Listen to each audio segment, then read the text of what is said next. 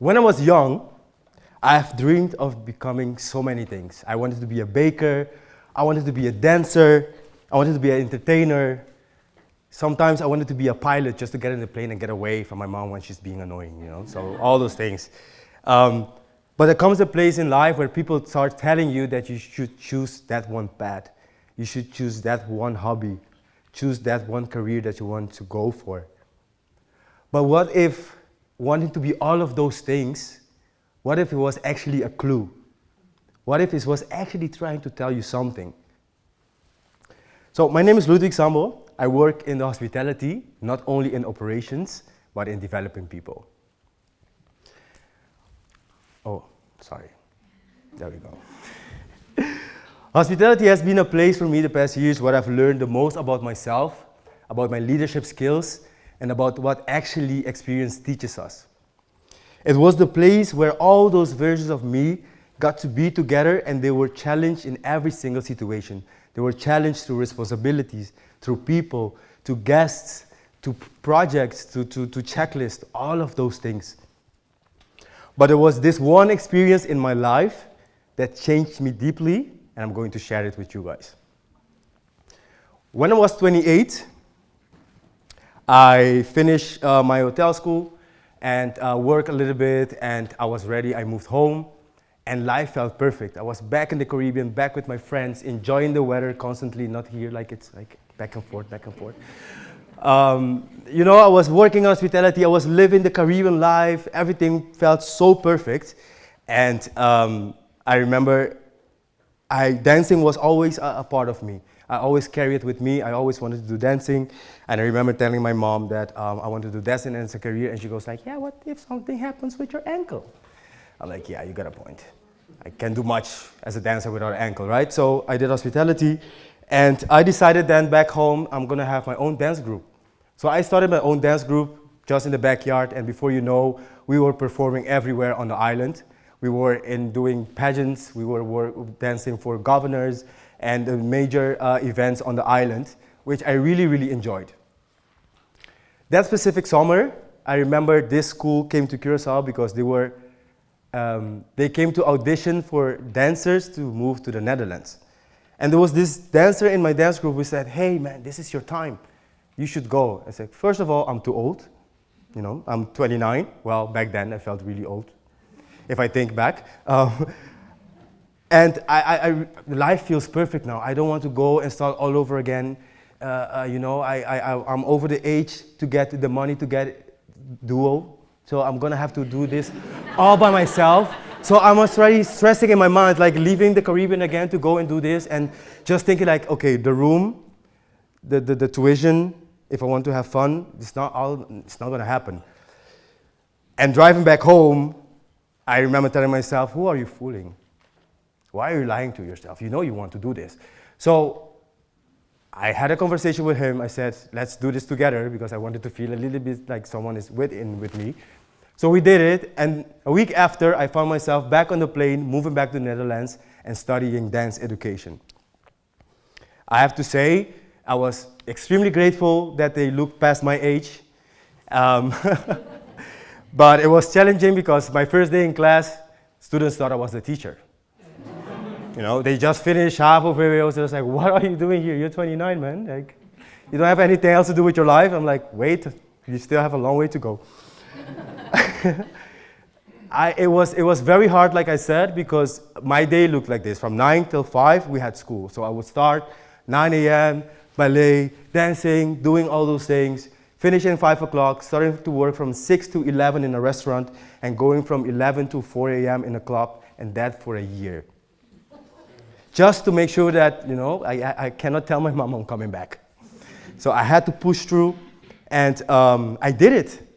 After that year, I really felt accomplished.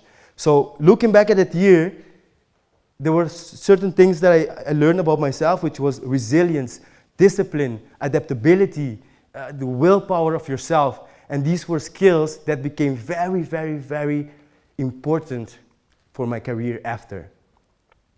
After that 1 year, I was done suffering. I decided to move back to the hospitality. I was excited to move back. I was ready to take in this year. that I did that crazy dancing. And moving back, I realized that something changed within hospitality. Hospitality stopped being just a job. I felt that it became my living classroom. You know, every guest demanded attention, every employee demanded attention. So I will constantly find myself asking questions like, can I read the room? Can I be at the moment? So then I realized something very important for me, that those skills that I had during dancing, now is the time to start putting them into action. Moving back to hospitality taught me how to be human under pressure. You know, it's about that little moment that you as a leader, you have to make choices. I've worked in many countries, in many cultures, many teams, from students to professionals, from people that I think like you should move on so other ones can take the job, so long time. And I found myself always questioning, how can I use my experience to make this work? And that part of humanity was very important. I remember also that the most memorable moments I had during my time in hospitality, they didn't came from the checklist, they didn't came from the procedures, but it all came through the human and the people that I work with. So then again, my experiences were trying to teach me something. I'm fully ignoring my presentation right here. You guys have noticed that? So yeah. Some years later, I got an opportunity to step in my old job and become an interim GM. It was one of the moments that I really felt the most proud of myself, because I've worked hard, I've been in the operation, I've worked with people, I know I can do this, I'm ready to take the lead, and I'm going to take this hotel to the next level. So I told the owners of the hotel, I'm going to do it for as long as you guys think I'm able to do it, and if you guys tell me like, Ludwig, you cannot do this job, it's not for you, then we will choose someone else. But me knowing me, if I'm going for something, I'm going for 1,000% for it. Because I don't like people to tell me like, oh, you failed. Yeah, I'm not that. So I go fully into it. Working as an interim GM, I didn't feel happy at all. My days were filled with meetings, my days were filled with figures, unrealistic wishes from owners. They want me to have a full restaurant, but they want me to have one chef. I'm like, I can't do this. So the more I got away from the people, the more energy I lost, and the more unhappy I became. So that moment is when I realized something very important for myself, which is that I wasn't meant to lead hospitality from behind the desk.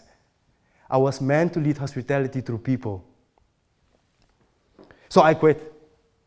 I told them like, I'm sorry, I'm going to not do this job. So I went back to operations, but then going back to operations didn't solve the problem, because I knew already. This moment didn't feel like a failure to me, it felt more like a clarity.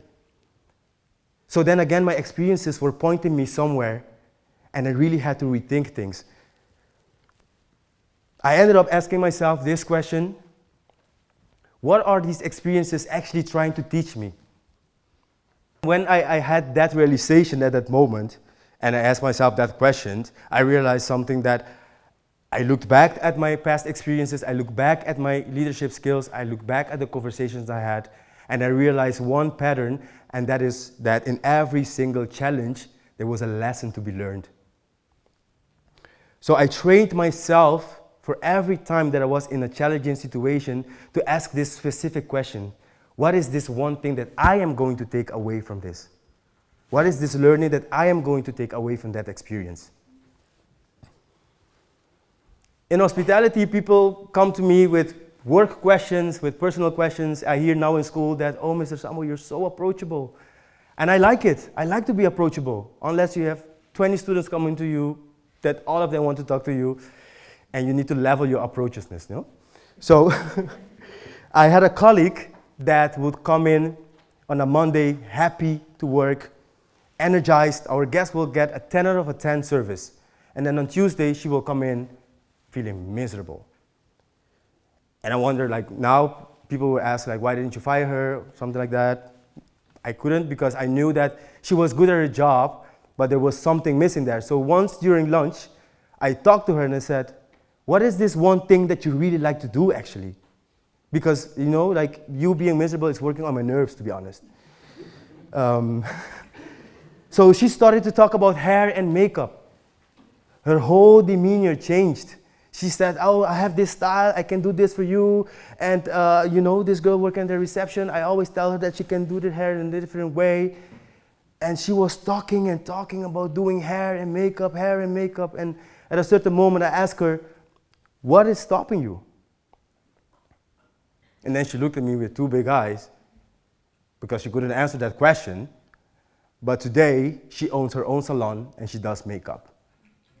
So that for me was a realization that experience doesn't only happen to us. Experience is there to prepare us. Experience teaches us. Experience is molding us, is feeding us actually.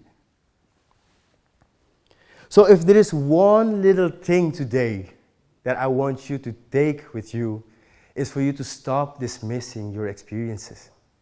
Even the difficult ones. Even the ones that you think like, what is this? The uncomfortable ones. You don't have to have everything figured out right away. You know, as long as you listen and we start trusting your experiences, it's not going only to make us humans. It's going to make us better professionals, and it's going to make us better persons. So whenever you go through this situation, grab these experiences, think about it, use it, bring it back, embrace them. Use them for your next role, use them for the next thing. Listen and trust them. Because maybe wanting to be everything in the beginning wasn't the problem at all. Maybe it was the big start because I do bake cakes. I still dance. I do all of those things. The only thing I am not doing is a pilot, but I fly a lot. So get those experiences, make the best out of it, and please let them be your inner compass. Thank you.